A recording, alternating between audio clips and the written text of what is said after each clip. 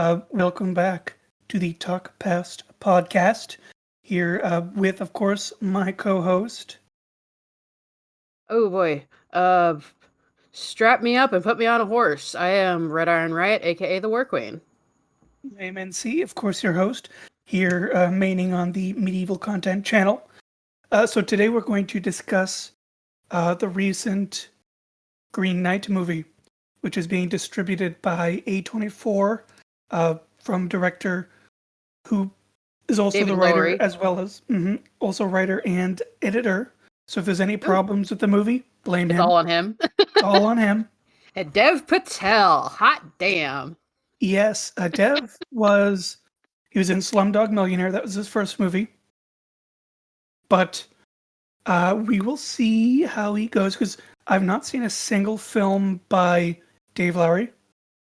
And I have not seen a single film, with exception of The Last Airbender, by Dev Patel. Oof. So he does not win me over with that one. But Oof. now it's been, what, a good over 10 years since that Yeah. abomination, The Last Airbender. But let's first delve into the actual story that they're trying to cover, which is The Green Knight. Sir which is Gawain. Well, okay, so first thing, how do you pronounce it? How do you pronounce? Because when I see how they spell Gawain, I get that AI is, but I've heard it pronounced Gowan, I think. I would say I've always said Gawain. Me, I've always done that. However, who knows? It's one of those things. It's like if I don't specify it now, it's gonna drive me nuts in like 20 minutes, and I'm gonna. Well, it's a Welsh word, so let me just take a quick look at the Welsh pronunciation. But I mean, obviously, there's people all around the world with different accents that would say it differently, and that's completely valid. You know, the only time I'm ever gotten so upset over someone misinterpreting or reinterpreting a word is when I heard a paleontologist say megalodon instead of megalodon. Wow, that is definitely It's so weird because there's a megalosaurus, which I would never call megalosaurus, but I guess you could. You know, there's Tyrannosaurus or Tyrannosaurus or Tyrannosaurus, which is fine. There's Parasaurolophus, which is okay. But the moment I heard someone say megalodon instead of megalodon, I was livid. But so yeah, the Welsh just says Gawain. We'll just use that. it seems to be it. See if there's a. I don't want to It's still kind get of the into. same, but this one I've listened to most of the story via a free audiobook on YouTube, and the lady who did it did a wonderful job, but she was pronouncing it Gowan, so Weird. that's what threw me off. Maybe she likes Rose McGowan. Who knows? But yeah, so let's start with the actual story, Sir Gawain and the Green Knights. Yes, yes. We don't have any like music or voice. I just took a sip. Sorry, voiceover. But basically, King Arthur and his knights are celebrating the new year. Well, so that's And what I wanted to bring up first. It's a This is basically a Christmas story. yes, This all happens like the big important stuff of this story happens basically on Christmas time and New Year's, which is the whole kit and caboodle. yeah, So that's actually kind of fun because it's like, hey, it's a Christmas story where somebody gets their head chopped off.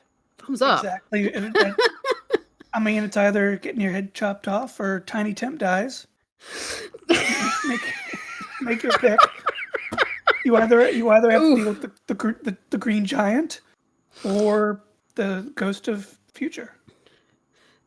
So I want to say the first thing that struck me is, and I want to say, I guess this is most through a lot of Arthurian lore, stories. It's just like the descriptions in this, and I've also got a text version that is apparently translated by Mr. J.R.R. Rolkin.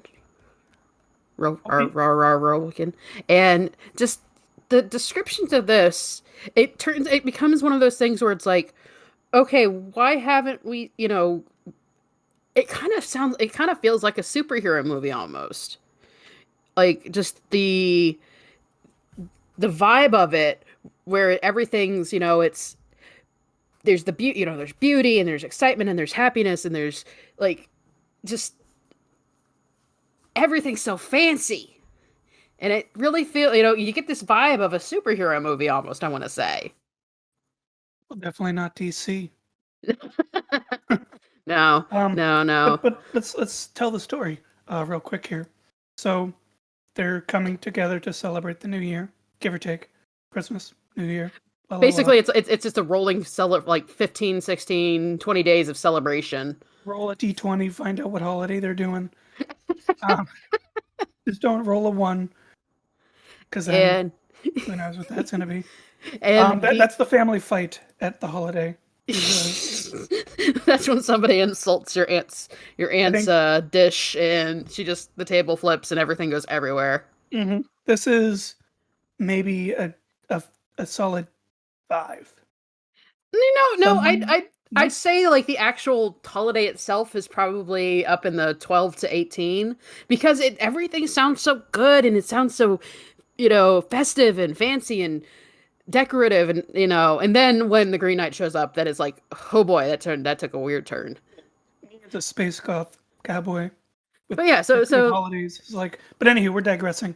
yeah, I Um, don't know. so As you said, they're celebrating the holiday. They're celebrating mhm, the holiday, and it specifies that Arthur is he doesn't like to like start or end um like a feast without a story.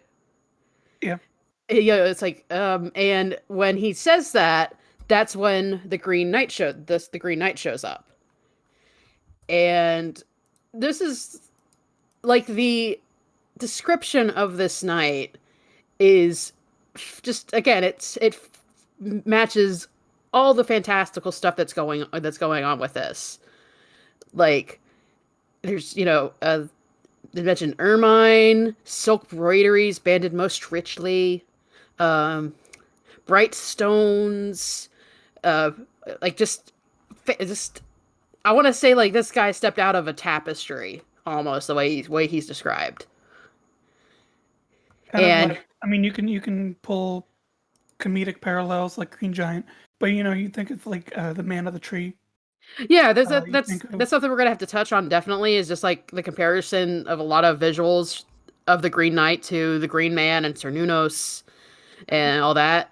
But just the way he's described in the story, he's basically like decked out to the nines.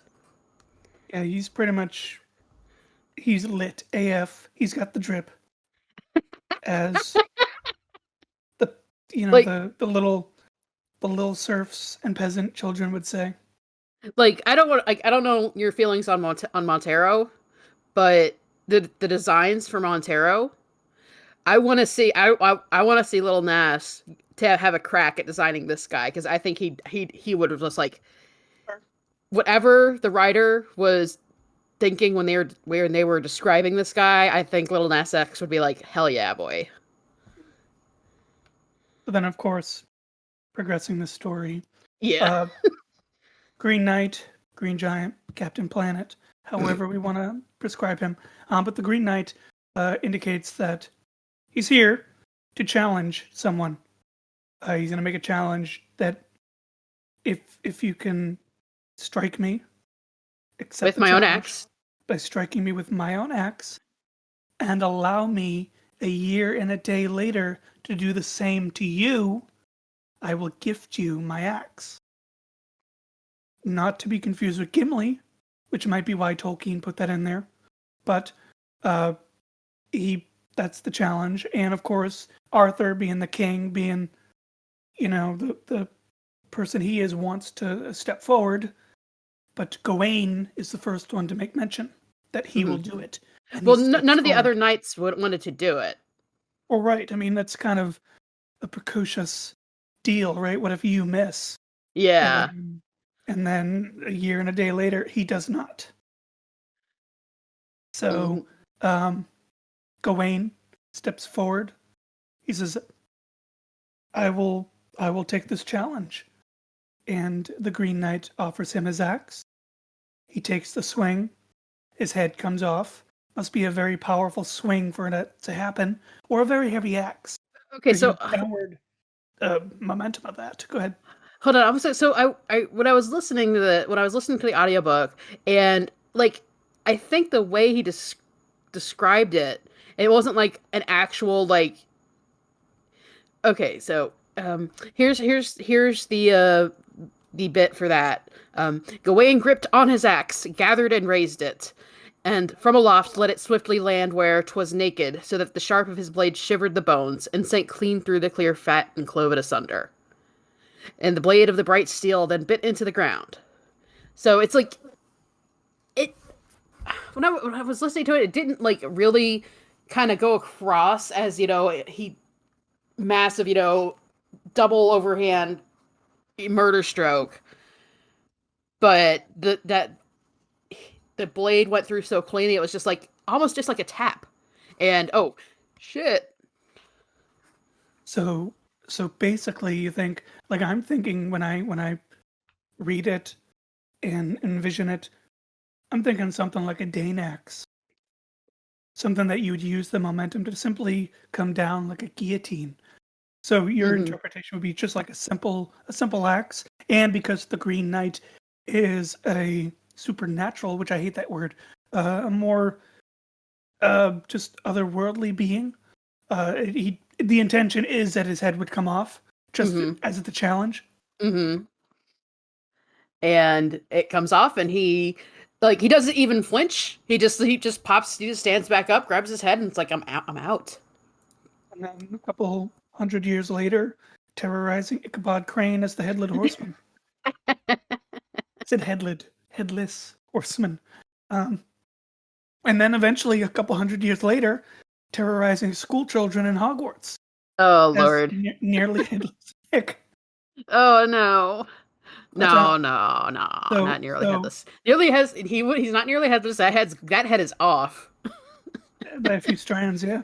So my interpretation, because I'm not a big fan of magic and otherworldly stuff, even though I love Harry Potter, honestly, um, I would sort of see stuff like a Dane axe, maybe even see the Green Knight as someone like, maybe not a Viking, but something similar, right?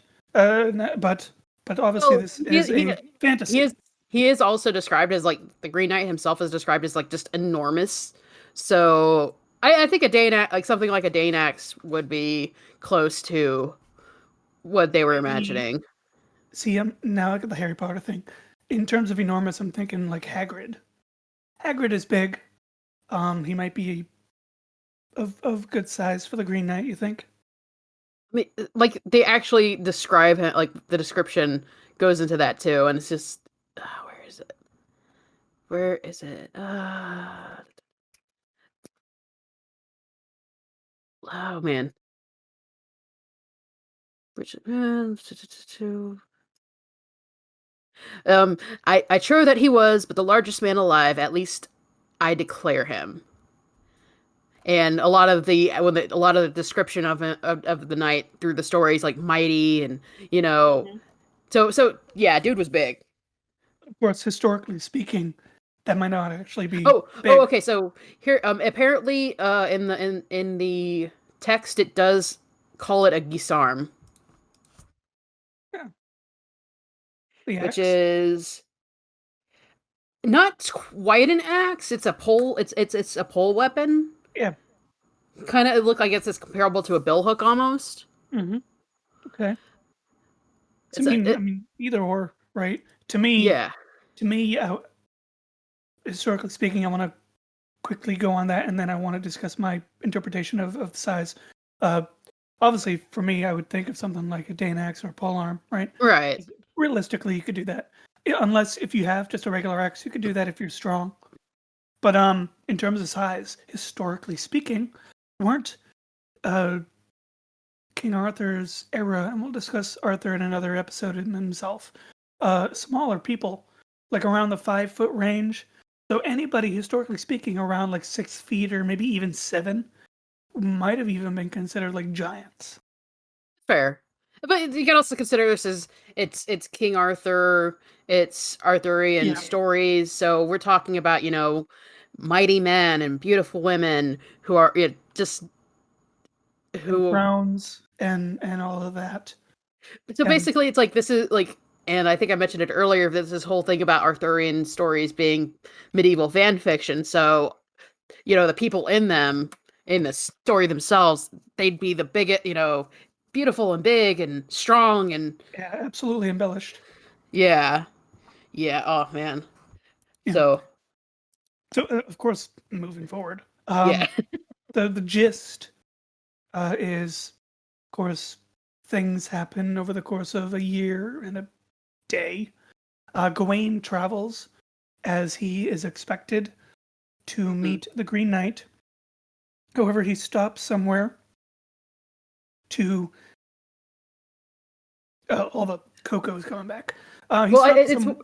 Go ahead. it's more that he travels and they don't really describe his travels because he Hmm. apparently he stays at court until All Hallows to probably go do this. And then there's this whole chapter, it feels like a chapter and a half of them describing his armor and the weapons he's given, and it's like, whew, boy. Oh man. Yeah, And back then they didn't really have any concept of story length. well, Everything was yeah, kind of like describing it. again, this is that fan fiction thing. It's like you're describing all these amazing, crazy stuff that this knight would be wearing and how brave and beautiful he is for wearing it and stuff like that. You got to spend at least 2 chapters describing, Edward's hair But and Bella's dead eyes. so a lot of his travels isn't like it's yeah, he traveled and it was difficult, and then he eventually gets to where he doesn't know where specifically he has to go. He doesn't know where the Green Chapel is, where he has to go to meet the Green Knight is. Um, but he's traveling looking for it, and he finds a castle. And let me think, it's uh Green Chapel. It doesn't really specify where it is, but he finds a castle, and the Lord of that castle is welcoming, and just again, this is where it falls into all this description, these Mhm. descriptions of a beautiful castle and all the retainers and the knights, and yeah. That's where you get into symbolism, metaphors, allegory, things that are representative of what they want you to think rather than an accurate description of what it So might be. so Um, after a hard journey, he finds this castle and he meets the Lord therein, who is just described as like, out of many things, just very very gay, as in the happy gay. jovial.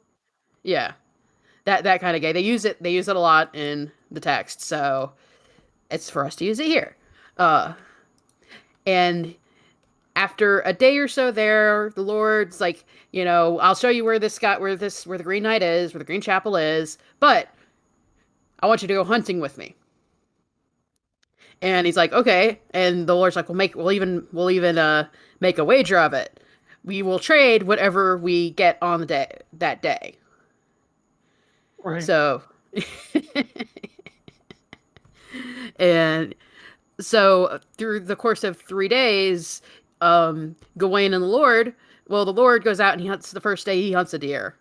While that day, the Lord's wife, I'm sorry, that night the Lord's knife is comes into Gawain's room and is all seductive and kisses him, and he's like, "Well, this is what I got." And the single kiss to the Lord So without the yeah, uh, just a slight expansion. So it's kind of strange how that's always sort of a trope in general, right? But medieval fantasy, there's always this seductive, beautiful female that her only purpose in life is to be a seductive, beautiful female who demands a kiss, which always to me is honestly revolting.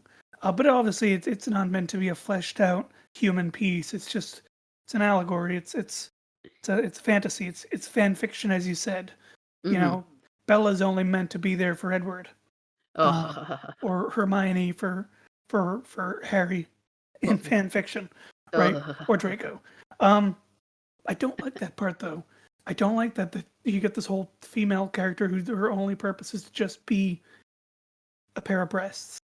Uh, And then the man is the one who's the honorable character who's like, no, be gone, thought. I am going to be honorable to this king who is your husband. Dare you be a woman? well, And in fairness, in the text, it's also like Gawain is basically, I want to say, the teenage heartthrob of Arthuriana, the way it's described. yeah, Like when he reaches this castle, the other knights there, they're like, God has given us of his goodness, his grace now indeed, who such a guest as Gawain has granted us to have. So they're like, everybody is just like off their shit that this guy showed up. Like, exactly. Well, I mean, uh, people who have perfect looks tend to have this strange aura about them, whether they know it or not, whether they like it or not. But you're definitely attracted to someone who's symmetrical. um, but another interpretation, of course, perhaps, is, which obviously isn't delved on, is maybe she knows. Obviously, she knows, and we'll reference obviously later in the story, who the king is, and that's is true. thus applying this as part of that challenge, testing Gawain's loyalty, testing his honor, testing his strength as an individual by coming into his His humility and his chastity privacy and demanding this and Mhm. seeing if he goes through with it, and not just if he does or doesn't, how he will then bring that forth before the king.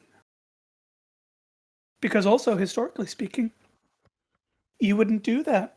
If you were having an affair, or even if the queen or princess or prince, opposite gender, whatever, um, tried to come to someone who they were attracted to, who may not have been a good suitor, like I know they arranged marriage or whatever, just whatever, um, you probably wouldn't have mentioned that. You'd probably get your head chopped off.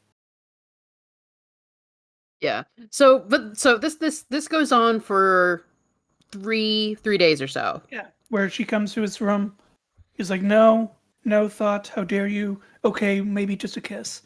Right. Well, so A it's kiss one is lit kiss, AF. then two kisses, and then on the third day it is um not only the kisses but also three kisses on the third day because it's the third day. Also a green sash, a Yes, girdle, the girdle. the girdle. And I think so. This is where I kind of watch it after watching the new trailer. I guess this is where the fox comes in because on the third day, the what the Lord had hunted is a fox, and Yep. he exchanges that for the three kisses. But Gawain doesn't say anything about the sash he's received. Yes, correct. That is because the queen indicates that the sash, the girdle, will protect him, Hmm. effectively make him invincible. Yeah, I'm not seeing it. It's just referenced as the girdle given to Gawain by the wife of Bertilac, who is the king. Should mention his name. Hmm. Um, but yeah, effectively, it grants invincibility. So Gawain is seeing this as an opportunity to survive that swing. Obviously, when he took a swing on the Green Knight, I don't think anybody expected the Green Knight to survive that. Yeah, yeah, and that's And why I said was like in the description, it didn't seem like he actually meant to chop his head off, but he accidentally chopped his head off, like because he didn't. The knight never specified in his challenge. You got to kill me. It's just you just got to land a blow. And then when Gawain exactly, accidentally chopped his head off, then it turned into a problem. yeah. Um, so Gawain is probably thinking, all right, pause a minute. What? Yes. If this giant, fantastical creature is going to swing his pole arm down on my head as I I'm did him, Yep. not surviving that. Nope. So he keeps the girdle a secret and offers the 3 kisses, Yep. which I don't know what he would give the king.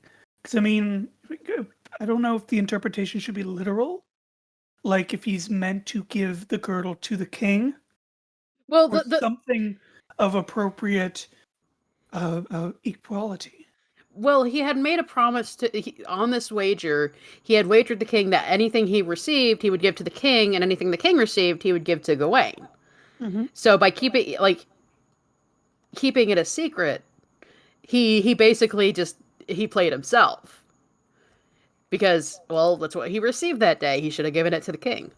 Yeah, a literal.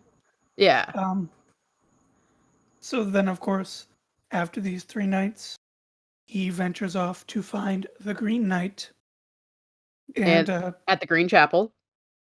take that final blow from the challenge, which, approached by the entity known as the Green Knight, he offers his head, shakingly, wavering. Mm-hmm. Not At the really. first swing, he flinches, and the Mhm. Green Knight's like, "Lol, dude." Green Knight's kind of a troll. On the second night, on the second swing, he doesn't. He withholds his swing just in saying that I'm testing your nerve now because you flinched that first time. Right? He pulls the swing, or Mm-hmm. kind of like body isolation, right? And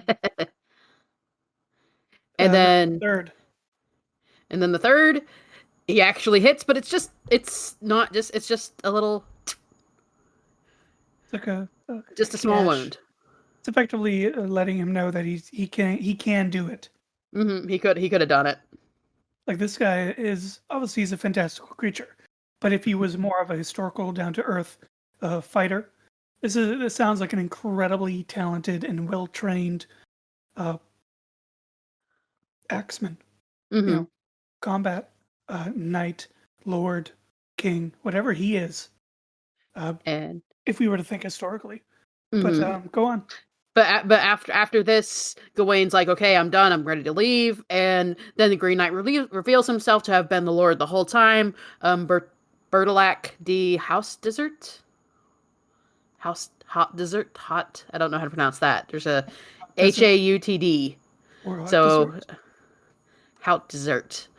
Transformed by magic, and that the we didn't mention it earlier, but there is a quote unquote ugly old woman in it. And in a story where all these fantastical, beautiful things are described, this woman was ugly. Well, And there was described as a crone. I think of Snow White, the Wicked Witch, mhm. or the Evil Witch, or But whatever. this quote unquote ugly elderly lady was actually Morgan Le Fay, because of course it's Morgan Le Fay. Yes, and of course, Morgan Le Fay is basically the main villain of the King Arthur stories, the Mythos. Arthurian legends. She is, sort of, kind of like in Sword in the Stone. She's a more serious version of Madame Mim. God, that's such a good movie though. But effectively, she's the opposite of Merlin. So she Mm-hmm. uses dark magic and treachery to try to sway, kill, swerve, whichever, what have you. She is effectively the Joker to Merlin's Batman. Mm-hmm. Well, wasn't she also the daughter of Guinevere's first? No, not Guinevere's. Arthur's mother. She was the daughter of her original husband, and I'm forgetting the Yes, names. Arthur's sister. So yeah, technically she's Arthur's half sister, and I guess that's a lot of the supposed to be the source of a lot of the tension between the two, and why she's always testing, quote unquote, testing his knights. She's salty. Yeah. But So I mean, after this, he explains that the damage that last cut was because you concealed the sash, and Gawain is shamed for it because he was he acts so deceitfully. And then the Green Knight's like, no, no, no, it's cool. Like, professes him the most blameless knight in the land. They part. Gawain returns to Camelot wearing the sash, and after he explains it, the rest of the knights are like, hey, it's you're cool, boy, and they all start wearing a green sash as a reminder to always, act honestly. And that's how fads were born. In order to justify putting down on that Abercrombie and Fitch, he had to go through a whole fantasy story explaining how Abercrombie and Fitch came about. Right? Tommy Hilfiger, whatever. So that's the story of Gawain and the Green Knight abridged. Yeah, the strange thing is Morgan Le Fay as the crone, as she usually is described in certain stories. Her deal is that she obviously is the antithesis of Merlin and Arthur. She doesn't really do anything in this. She's just kind of described. It's really the queen who is. Mm-hmm. Well, to be fair, that's what a good real antagonist does. It's like, this isn't my real thing right here, but I'm here to observe and make sure stuff happens.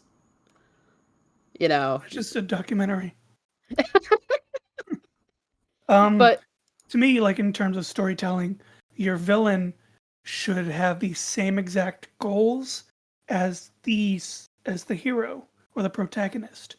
So if the queen is the villain, her goal is to obtain Gawain's loyalty, his honor, his trust. She does ask to keep the sash a secret, and he does for her. If the Green Knight is the villain, again, he also wants the same thing as Gawain. He wants honor, he wants loyalty, he wants respect, he wants everything that Gawain as a knight desires, but he wants it from Gawain. He basically wants to be a bro, right?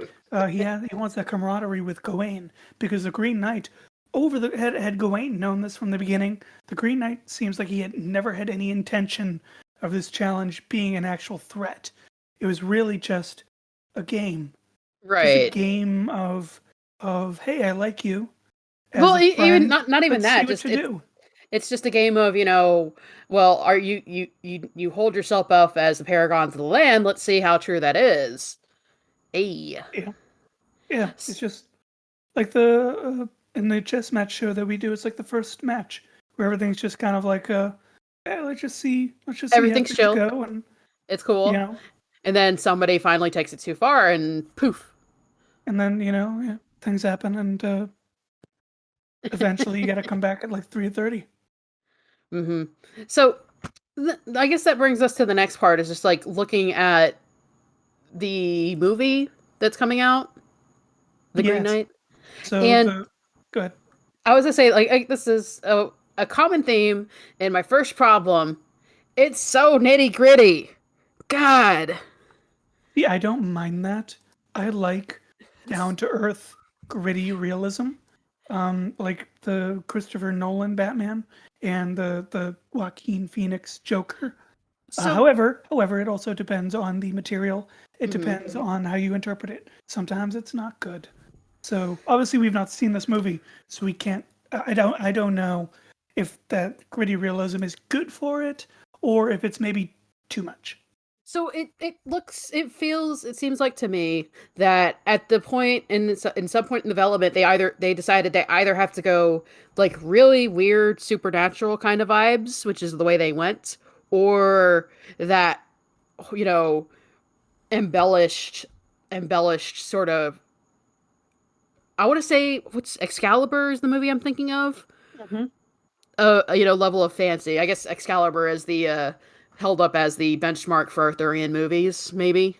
But like I kind of want to give it that pass, because it's like, yeah, you guys are taking the story and you're taking out and you're making it all, such I don't want to say weird, but weird is the best word for it. Yeah, so let's take a quick second here and obviously notate there really isn't much to the Green Knight story.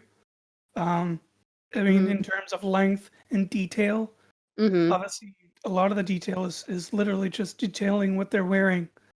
Um, there's not much going on. There's literally nothing for that entire year that Gawain is waiting.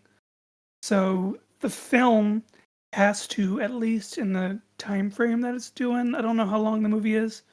Um, it's a 125 minutes, so it's good 2 hours. Mm-hmm. So Um, and talking about it also, apparently, like this actual sort of story, originally mirrors an older narrative,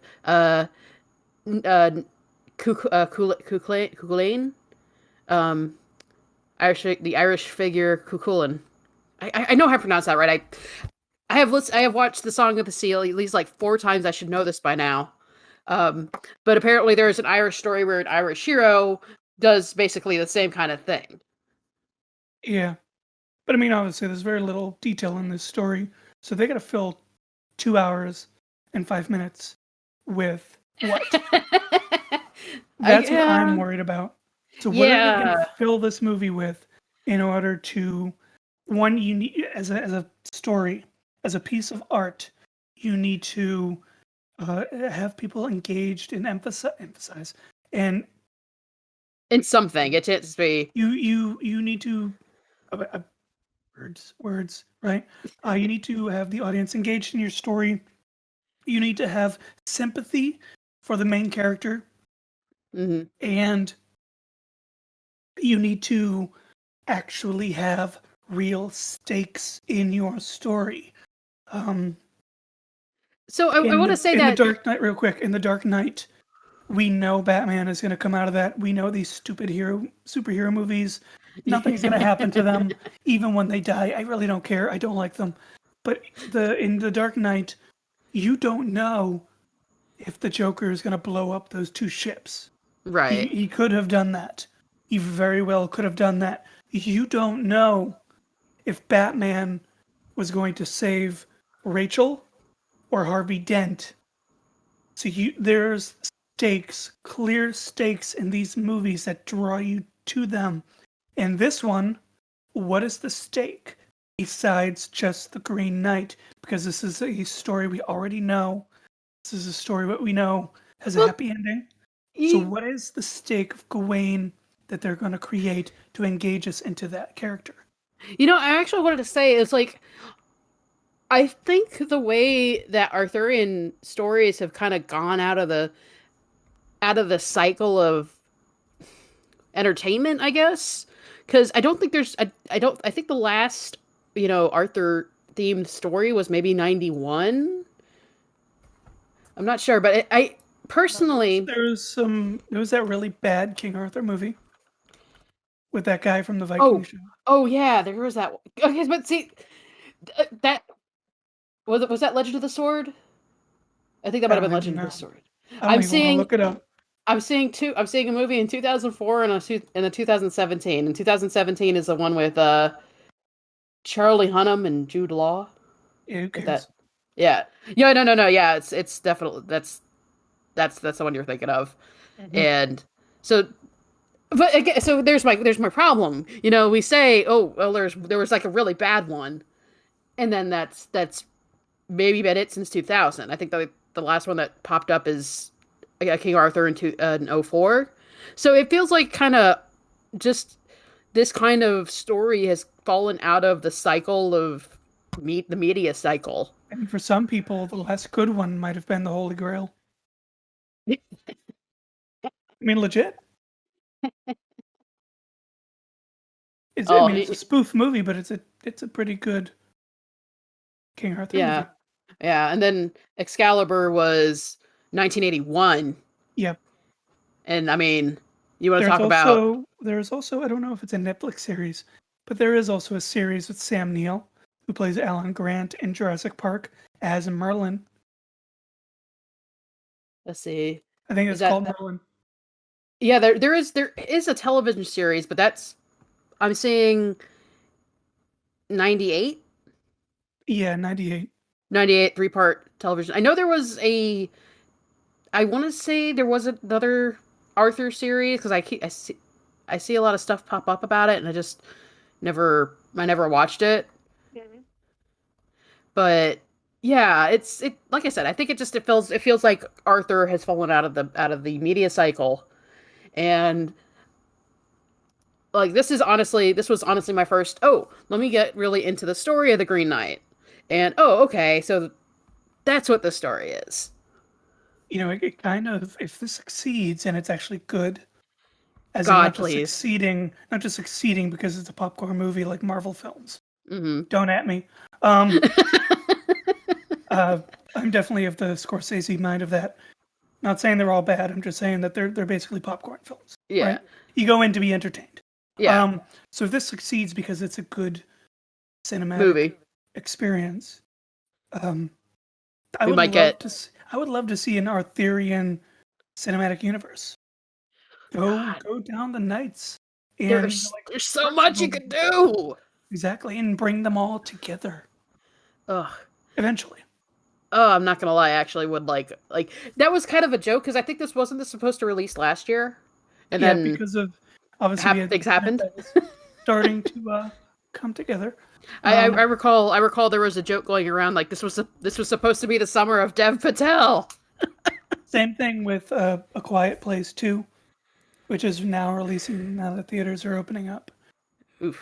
Granted, I have no intentions of going to a theater for maybe another year or two, I would make an but exception for the Green Knight. I would make an exception for the Green Knight. I don't know. Yeah, Me, no. but But it's definitely something you'd want to see in a sort of theater setting. so we get back to the what they're gonna fill this with. Yeah. In the trailer, like I said, it just released yesterday. There Hmm. is a lot more, and it looks like they're doing this. It looks there's a scene with some big giant things going on. There's a younger man who's like, I'm gonna do this instead, and you're tied up here on the Sounds ground. like it sounds like this because I've made very little effort to actually look into it because I actually want to be surprised. But it look figure that wanting to be surprised by a movie.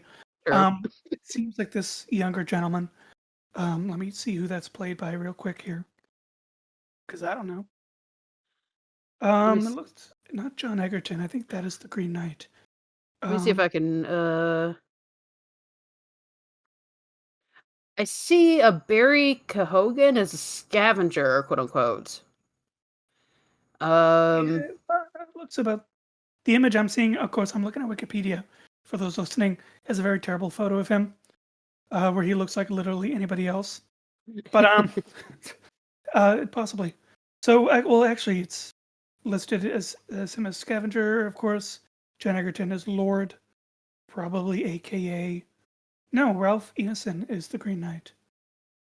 But also, Ralph is the Green Knight in this movie is makeup, right? It's your yeah. Dan Winston creature feature, your Freddy Krueger, um, Joel John. Why am I calling him John? Because he also kind of looks like Ricky Gervais. But anyway, Joel Egerton is the Lord that, of course, Gawain will come and meet, who is also supposed to be the Green Knight. Hmm. So what's going on there?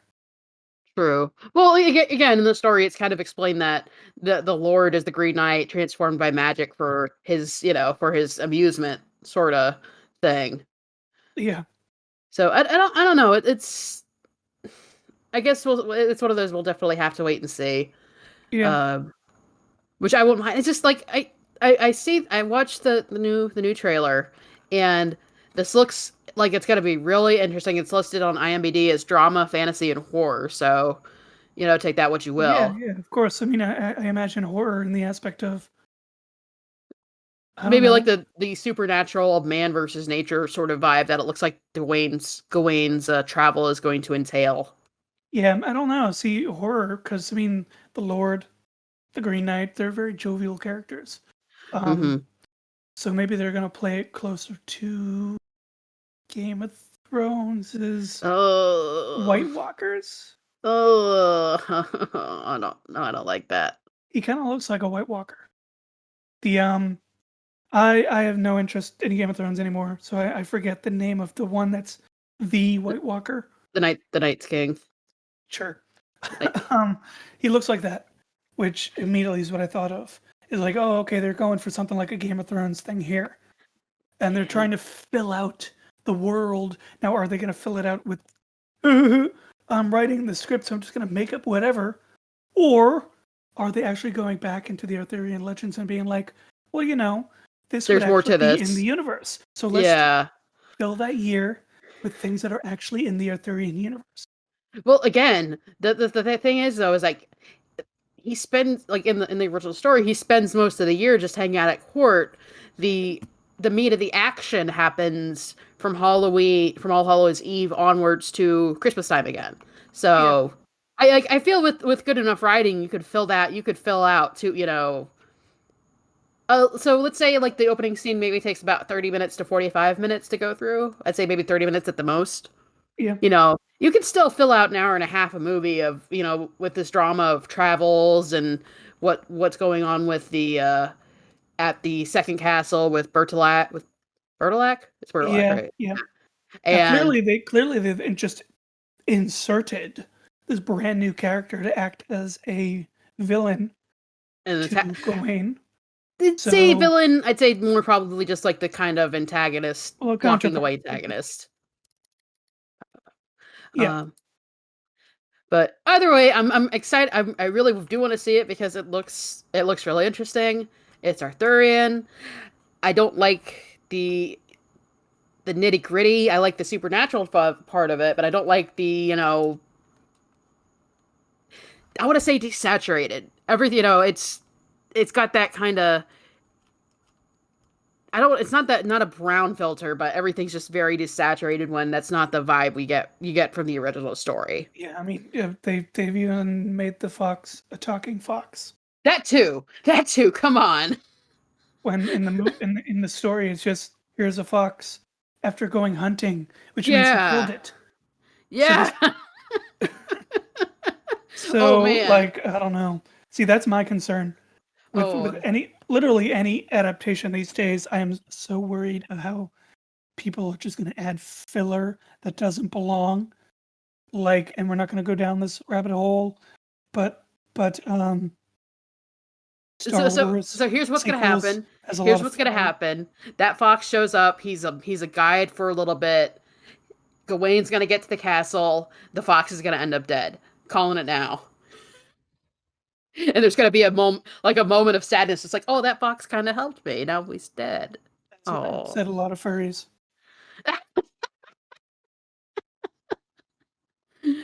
Why? Why do you hurt me like this? I don't know. Yeah, I don't know. We'll see. I mean, I'll see it, not in theaters. I'll wait till it comes out, and then I'll gauge audience reaction to decide if I actually see it. That's fair. But I don't know. We'll see. Yeah. We'll come back to this in a year. We'll do a retrospective. We'll come back to this in a year and a day, and determine if the film's head should be chopped off, or if they have given us what we have put back into it. You heard it here. So I feel like that's really all that we can get out of this, without, because it feels like going more into the lore of what the Green Man was and what he represents and all the connections to other mythos. That's a lot, yo. And of course, we're a medieval channel. We could always delve into the historical aspects. We could always delve into Arthurian legend. We could always delve into the symbolism and the story aspect. But give or take, really, the Green Knight's a very, very nicely contained story. It's very brief. There's very little going on. The movie itself is not out yet. It's coming out, I think, 30th of July. July 30th. And before my birthday. 2 hours. So they got to fill it with something. So like I said, we'll come back to this in a year and a half, this specific film, and then go from there. But beyond that, I feel like the Arthurian legends themselves should be a different episode because that is such a deep and rich. Or maybe we should create our own Arthurian cinematic podcast universe where we'll discuss various knights and their stories, and then maybe bring it all together at some point. There's a lot. There are. That's a lot of episodes. There you go. That's next year's entire set list of episodes. But hey, I won't complain. I like I said, it doesn't. Stuff like Knightly Chivalry has kind of been out of the media cycle. It's been Vikings and pirates and zombies. vampires. Like there's been in vampires, there's been a few attempts, but nothing's like kind of like throwing spaghetti at a wall. I guess is the term to use. Is it gonna be like Dracula, which people are talking about these days again, with Gary Oldman, or is it gonna be Van Helsing. No, I didn't like the Van Helsing that came out in the early 2000s, I think it was. So I know it's completely off the rails. I liked it because it had good werewolves. So that was my metric for that movie. It had decent werewolves. I feel like we're at least out of the era of where all of these films were kind of blue tinted, gray and blue tinted in terms of grittiness. Yeah, now we're in brown tinting. Ugh. Yeah, like Underworld and stuff. Now we're in this sort of we're in a post Game of Thrones cycle of design, and it sucks. This sort of autumn color, brown filtered epic. Everything has to be epic. Everything has to be sort of epic fantasy in the distance, but we're still gonna focus on these human characters here in the gritty real world, right? So we're kind of in that stage of films. Kind of like a Bridge to Terabithia. God, actually, I can't remember actually sitting down and watching that. Yeah, no, I had no intention of watching that either. I mean, it was marketed to people. Now, obviously, we've got a trailer for The Green Knight. We see what's in the trailer, but it's a 2-hour movie. We know the story of the Green Knight, which is pretty much already put in the trailer. But, so obviously what we don't know is what they're going to fill it with. But things like Bridge to Terabithia, the trailer for that was, hey, it's a fantasy kids film. And then, now I didn't see the movie, but by audience description, it was like, that's all of 5 minutes of the movie. Everything else is the depth of darkness and despair. Oof. That goes throughout that movie. I haven't seen it, so I'm not gonna. I probably shouldn't reference that, but you know what I mean. Yeah, I get you. Beyond that, that's pretty much it for this episode of the Talk Past podcast. Of course, I am your host, NC, and this is your co-host, Red Iron Riot, aka the War Queen, and I am currently a part of a live reading group that is live reading War Crimes by Christy Golden, a World of Warcraft novel. I'm not sure where it's going to be, if it's going to be posted anywhere up specifically yet, but when it is, I will let you all know because I've had fun doing it. I am. And then beyond that, that is it. Enjoy the night. Yay, boy.